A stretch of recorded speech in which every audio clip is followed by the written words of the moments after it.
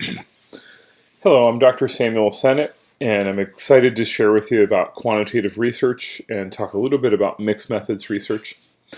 We're going to start out with a little bit of review, and then we're going to dive into quantitative research and mixed methods research. And we're going to then connect it to this module we're going to talk about single case design research. I'm going to share some of my own research to create a bit of an exemplar of the research process that should serve as a summary of the first part of the class. Okay, so just real quick, quantitative from this survey introductory standpoint, we want you to instantly think collecting numerical data. Qualitative, collecting words, pictures, artifacts, talking to people, observing, getting into a phenomena of interest. And then mixed methods, of course, is using both of these approaches. So we're going to be speaking about quantitative research methods. We're going to be speaking about mixed methods. But let's dive into a little bit of review. So qualitative research methods. What's one example of qualitative research? Okay. Well, remember, it's collecting words, pictures, artifacts. One example is case study. Okay, so we talked about a lot of different approaches, but one that may be most available to kind of a beginning qualitative researcher. I shouldn't say most. A lot of these approaches are pretty, they're approachable techniques, I should say. But I think case study, to me at least, it just is this more straightforward way to have an in-depth look at something, a person, place, thing, or event. An exemplar is this study by Carol Goossens around AAC in a 6-year-old child with cerebral palsy. Okay, so we talked about qualitative research, and we set qualitative research in this scientific method in education, and we looked at this cycle here, where we ID the problem, we state the research question, do some literature review, we write the review, we develop a plan, implement the plan and collect data, analyze that data, and then develop conclusions and recommendations in a research report and iterate through there. And we talked about how that might look a little differently depending on which type of research approach you're using. And one of the key lessons from this course is that you have inquiry. It's an inquiry-driven process, and you choose the methodology that's appropriate for the question. So if someone says, well, I like this approach better, that's fine. You may have your preferences, and some of that might be driven by the questions you have. We're going to be looking at different terms, and I'm going to call out some of the terms related to quantitative and mixed methods research. And so you're getting a lot of the terms from reading so far, some from the modules. This concept of literature review, just a little more review of literature review, right? A little bit of a tongue twister there. If you want to stand on the shoulders of giants, do great things, and do a literature review. So you can level up vicariously by others' work. And the other aspect of this is it may be a product in and of itself that could improve professional practice for yourself or others. And it can really help provide a well-rounded or comprehensive understanding about a topic. I know many of you are getting into different literature reviews that are helping you with your grant proposals and some of your other work.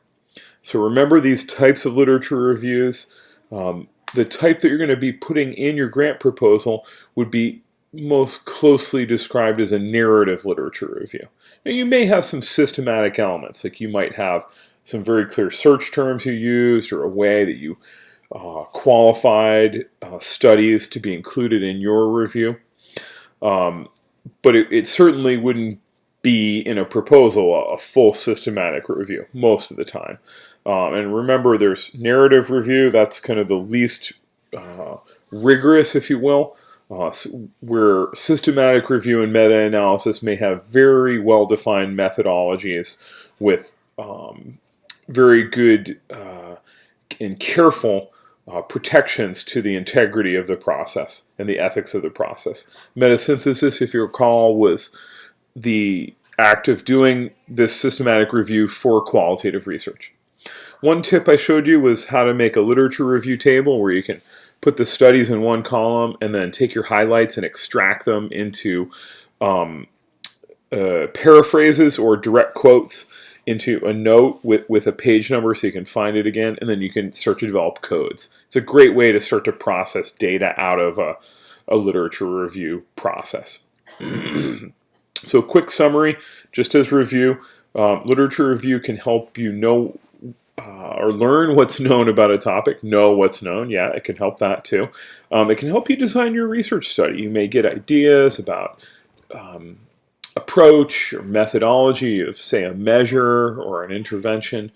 And another thing to remember is there's multiple sources. I know with some of the proposals I've received now and in the past, I suggest going to the textbook.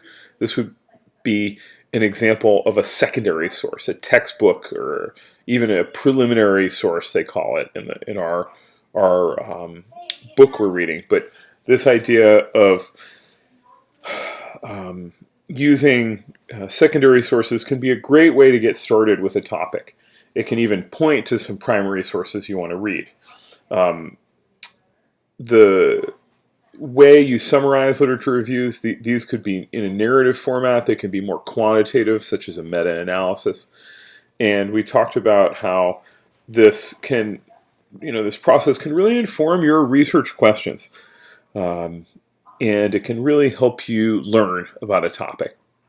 Okay, so one last thing with review I think is really important. This was heavily described or well described in Chapter 3 of the text.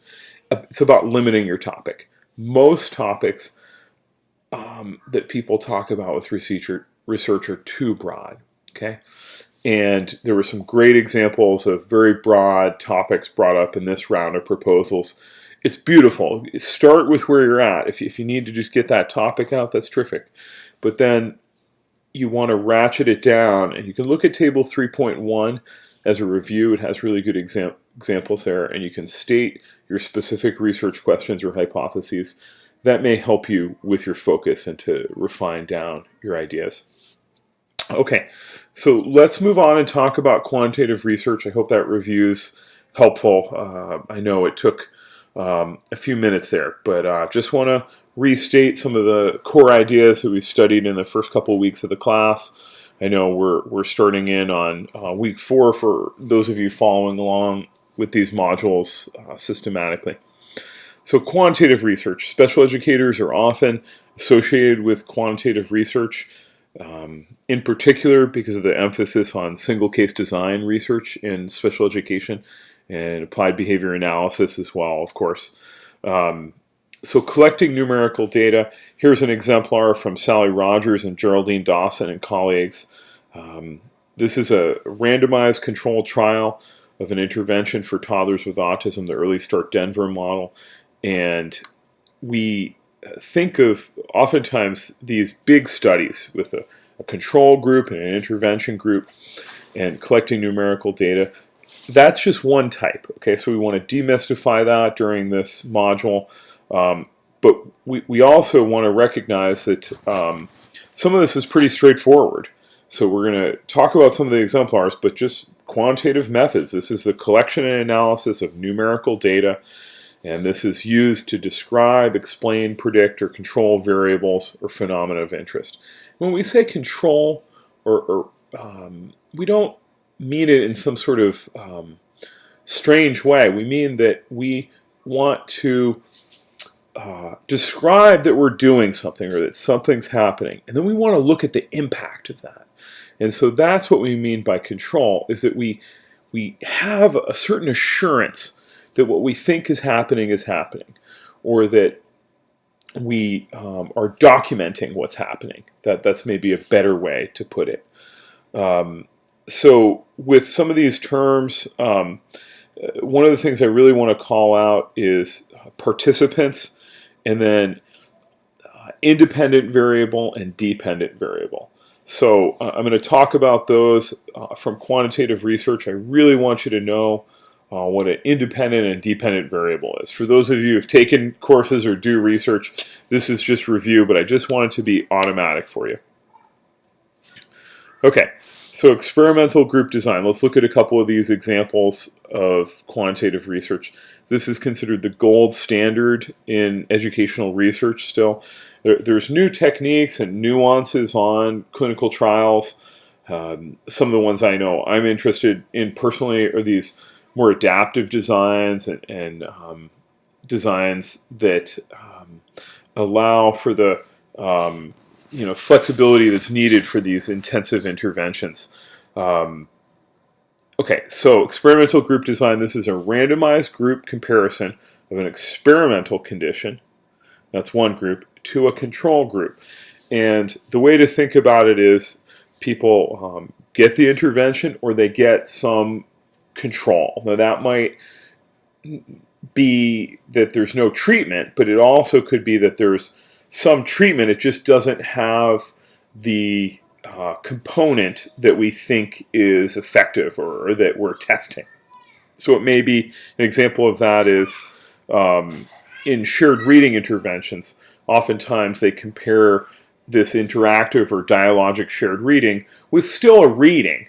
They're not just not doing anything, it's just that they're doing more of a standard business as usual reading, and that's considered the control. So we're making these comparisons of groups at this level, and that's one exemplar or example of quantitative research that many people think of. In a similar fashion, still a group design, you can have what's called quasi-experimental research. The main thing at this level, this introductory level, I want you to remember about this is it's typically that these types of studies, they may be the exact same design, but they may lack randomization at some level. And you can look up this exemplar if you're more interested in this. The most popular type of quantitative research in special education is hands down single case design research. This is where the individual serves as their own control.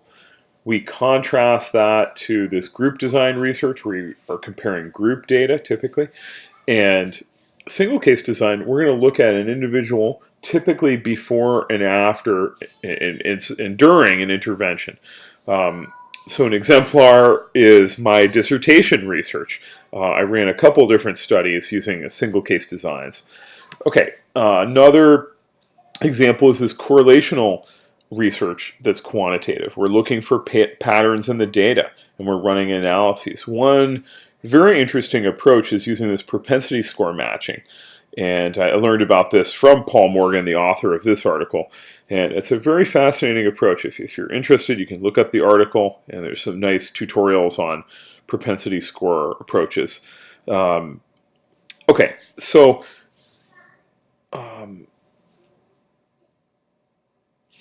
let's see. One of the things I want to talk about is that this focus of quantitative research, it's very different than qualitative in that we're not looking to start from nowhere. We often have this hypothesis. We're looking to describe or explain something. We want to be objective as possible. It's typically pretty linear. Your methodology is typically well specified. And the emphasis is on this certain type of objectivity. And the hope is that you can generalize some of this data beyond the particular setting that you're in. Literature review can be key for this type of work. And this data collection process is typically not changed during the study. That's an important part of integrity, typically. Now, there are some variances that are acceptable. It's not that there's no flexibility at all, but for instance, in these randomized clinical trials, oftentimes you register them and you specify your methodology very explicitly in a format where you register it where others can look at it and compare what you said in your final write-up. Did you have that approach from the beginning to the end? So There are differences in how you do sampling depending on how you're approaching it with randomization versus non-randomized samples. And the data analysis is, typically this quantitative approach. It may be statistical. With single case design, oftentimes we use visual analysis. This process, quantitative research process, maps what we laid out for the overall process that we're looking at in this course. This cyclical aspect of asking questions, reviewing literature, developing plans, implementing those plans, writing them up, and iterating. So you can have quantitative approaches that are non-experimental. This might be descriptive research. Observational research and survey research are two really good examples. And so with observational research, I've done some of this. We're going in and we're taking data. We might be counting things, and we're quantifying what we see. And another example is survey research, and we might be describing characteristics of a group or a population of individuals, and we're sometimes pulling out this sample, and we want to get a certain return rate, so we have some better evidence that we're getting a valid sample. And survey research is very fascinating. You can administer it directly if you have access to the population. It's changed a lot recently where mail and telephone are much harder to get at for people. So digital and the electronic world was kind of all the rage, and now that's tricky because people are so overwhelmed with so much digital information. You can also do survey research with direct interviews. And so there can be different types of surveys that could be descriptive. A good example of cross-sectional surveys is a census. And then there's all different styles of longitudinal surveys.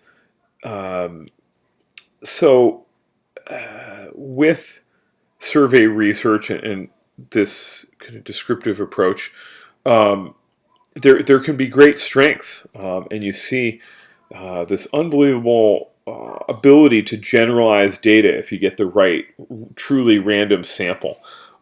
Some limitations are occasionally you won't get the right response rates. It can be tricky to work some of the modes of survey delivery. And then surveys can also have this self-report bias that can be tricky to control for.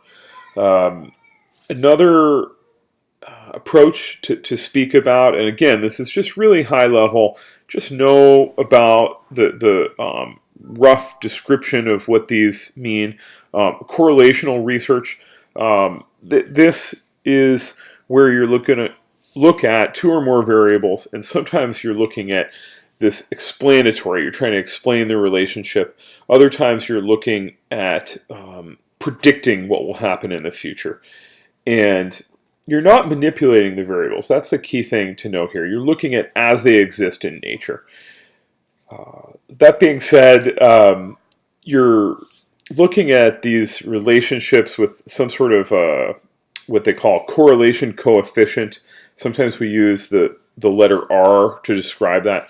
But you're measuring the strength and the directionality of that relationship. So an example is if we did this one type of practice and that went up, did the outcome variable also go up? So one type of correlational research I'm interested in is looking at if people are modeling a lot, modeling AAC for kids who can't speak.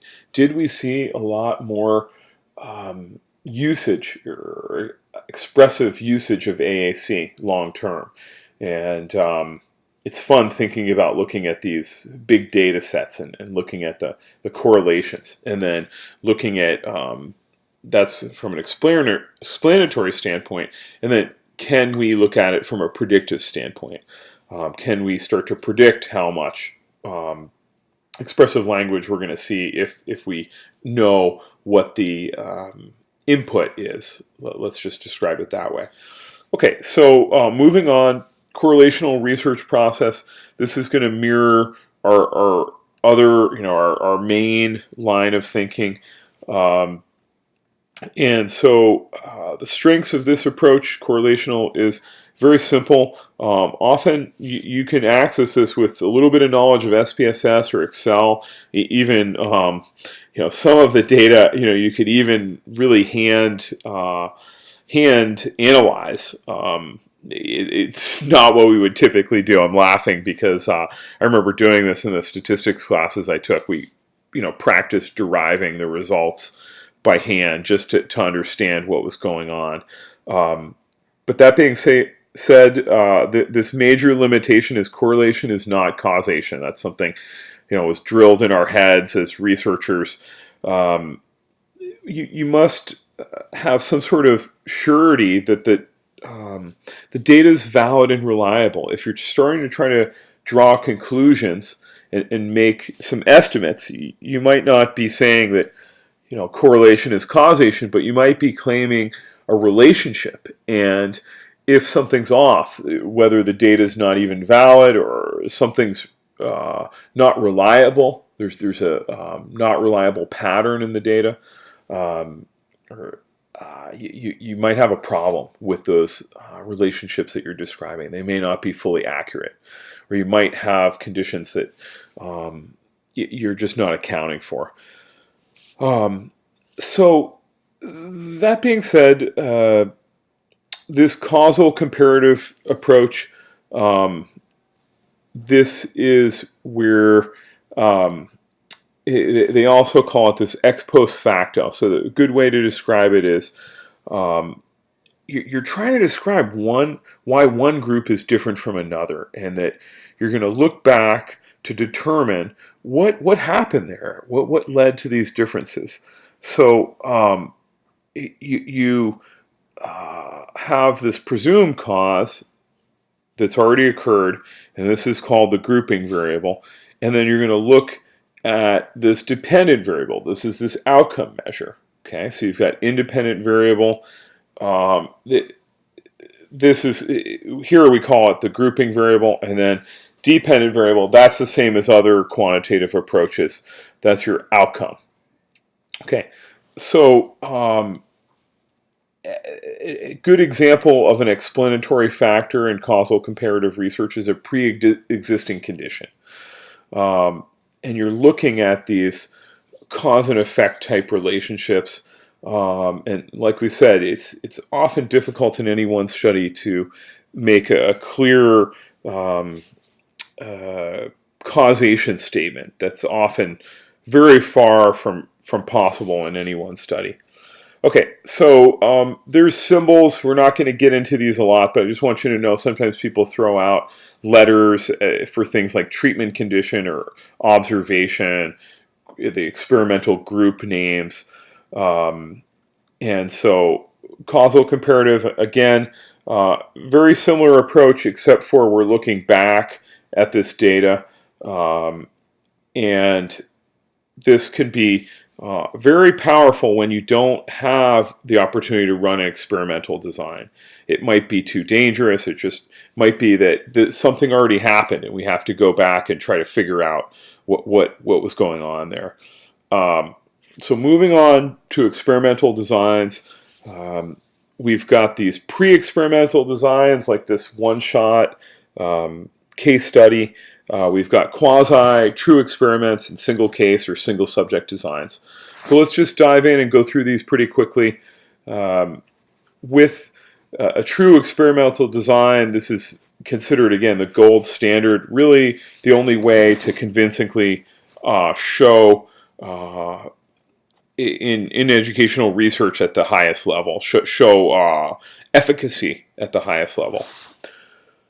Okay, so there's strict requirements for randomization, and we're going to be very careful with how we describe participants.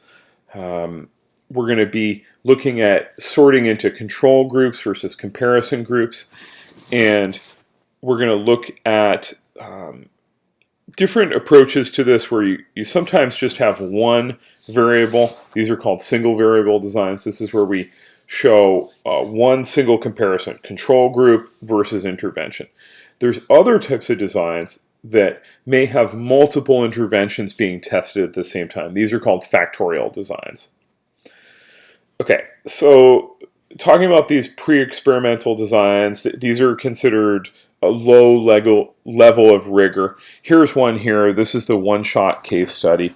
This is where you just have treatment, and you're going to then have a measure. Okay, and you don't have any baseline data. You just have the treatment and the outcome. Another fairly weak design is just a baseline treatment and then an outcome measure. So that would be the one group pre-test, post-test design. And I think you can see from these first two designs why they'd be problematic. First off, we don't have any comparisons. We don't know what else could be causing these gains, right? We have little control. We have little protecting us against these classic threats to validity, which we're going to be talking about some of them in this module. So here you have this static group comparison design. This is where we've got a treatment and an outcome, and then we've got a bit of a type of control group and an outcome. This is starting to get closer to an experimental design. The strengths are that these might be pilots, right? It's good for getting started. You have obvious limitations, which we just discussed.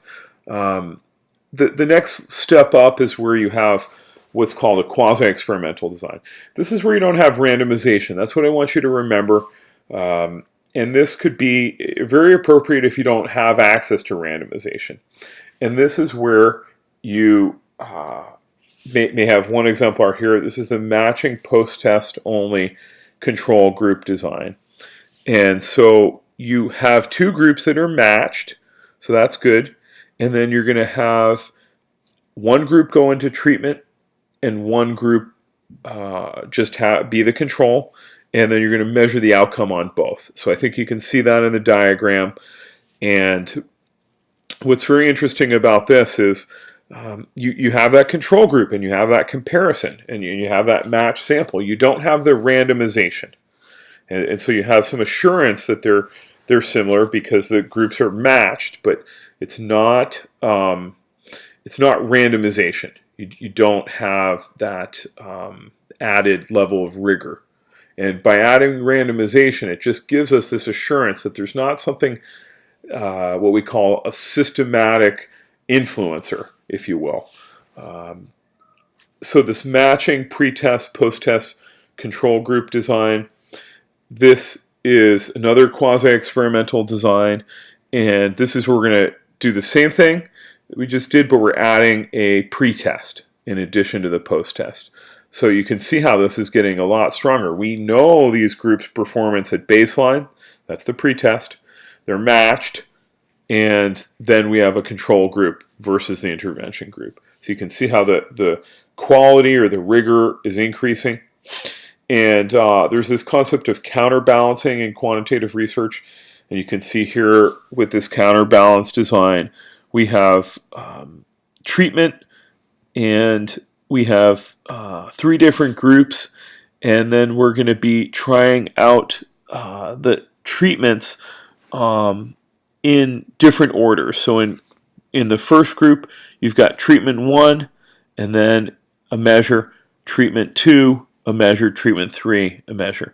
The second group, you have treatment 2, a measure, treatment 3, a measure, and then treatment 1, a measure. And then the third group, you start with 3, and then you go to 1 and 2. And this counterbalancing allows us to look at intervention order effects. So again, just a bit of a survey of some of these designs. And the time series design and quasi-experimental designs is very similar to a single case design in many ways. And you have these measures, and then you have a treatment, and then you have additional measures. And so you can see over time what's happening to that group. Okay, so the strengths, this is can be very strong. Vast improvements over the pre-experimental designs where we don't have control groups typically. The limitations are it's more difficult to have the surety that extraneous variables didn't have an influence. That's what I talked about with the randomization. That gives us a little better assurance that there's not something systematically different about intact groups, let's say. Okay, so these true experimental designs, the names and the approaches are very similar to these quasi-experimentals, except for you do have the randomization. And so you can see here this post-test only control group design. You start with randomization, and you have an equivalent group. They're randomized. Then one group goes into treatment, one group's a control, and then you measure both of them. Then we have this pre-test, post-test control group design. Randomization at the beginning. We're going to take a baseline or a pre-test, and then we're going to have a treatment group, control group, and a measure. And I like this name, this Solomon 4 group design. When you're studying this, you think you're going to be doing a lot of all of these types of things, and turns out, like in my field, I don't believe there's ever been a Solomon 4 group design, but I should probably just run one, just because it would be cool because of the name. No, just kidding. But check out the Solomon. So you have 4 groups, and you've got an experimental group, experimental group, control group, stacked up 1, 2, 3, 4. They all get randomized, and then what you have in the first 2, the experimental and control, is that baseline measure. And then you have that treatment versus control group, and then the post-test or second measure. And so you've got a comparison there. But what the Solomon does is it introduces a second grouping of experimental group and control group, but then doesn't run the pretest. And you're probably thinking, what? Why wouldn't they do that? I thought the pretest gives us more data about where the people are at. But you might be forgetting that sometimes pretests do something to people, right? And one thing it can do is tell you what to be paying attention to. So then when you are in the control group, but you had the pretest, you're like, I'm going to be working on those things. Yeah, I'm going to really pay attention to that. And then you do better on the post-test just by taking the pretest. Now, the Solomon design accounts for that by having a second grouping where that second group, they don't get the pretest. They get randomized, and then one group goes into treatment, one into control group, and then they both get that post-test or second measure. And so you can see how it shows 2 different chances to see the comparison of treatment versus control, and then you get to have that outcome measure after treatment, right? So there's your comparisons, but then you also get to see, was there a facilitating effect of a pretest? Now, process again mirrors our standard process for educational research we're talking about. You can see some of these strengths. We can draw much stronger conclusions, and the limitations are that sometimes the requirements are pretty strict, and you must really take care that by what you're doing for the rigor of the research, make sure that it's not threatening validity. That it's not just creating some sort of arbitrary or not real situation that you're measuring. Okay, so we're going to talk about single case designs, and we're going to talk about that in a separate section. So I'm not going to go too much into that.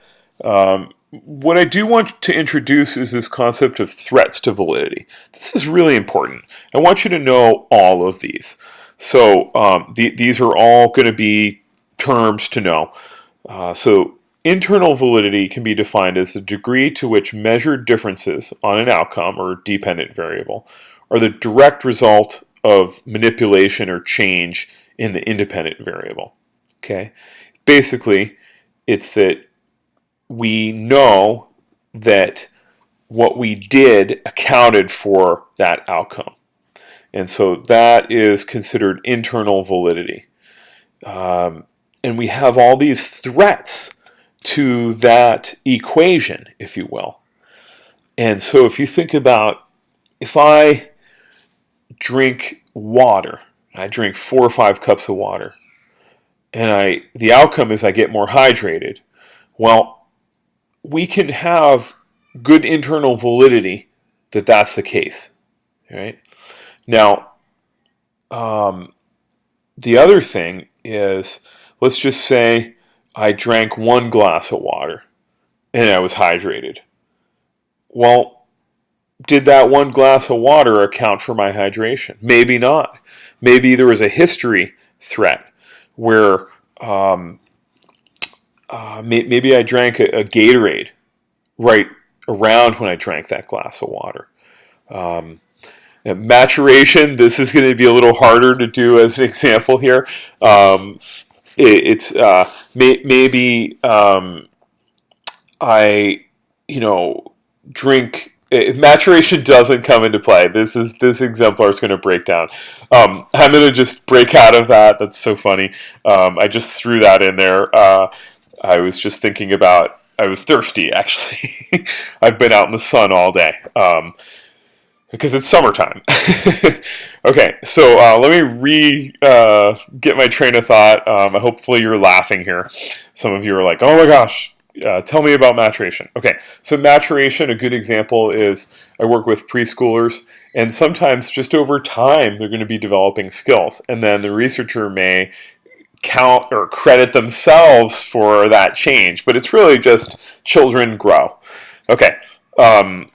You may have instrumentation effects as a threat to validity. Like I talked about, that the pretest or the measurement actually is having an effect on the individual. Statistical regression, this is where if something's really low, there's a tendency for it to go up, right? It's artificially low, and the tendency is for it to revert to the mean. And vice versa. Attrition can be a threat to validity. Sometimes if you lose participants, the reason why they're leaving your study is something of a pattern, and that's going to influence your results or bias your results. For instance, all the best readers are leaving the reading intervention study because they're getting better and their parents don't want to bring them because it takes too much time. That's going to skew your data, potentially. This selection maturation interaction, this is where when you select your participants, there might have been some characteristic in your inclusion criteria, and there could be something that's happening systematically with maturation based on your criteria. Okay, so threats, you could study these up from the chapter, from the text, keep it simple. Another aspect of validity is this external validity, the extent to which results of particular studies are generalizable to other groups or settings. And oftentimes we think about this in single case design research, looking at, is the population the right or the same? Can you extrapolate out to other populations? And then can you extrapolate out to other personnel factors and other environmental factors? Okay, so that was just a little bit on validity and threats to validity. Let's move on to mixed methods research, and it's pretty logical. A good example of using both quantitative and qualitative is this great study from Binger, Kent Walsh, and colleagues.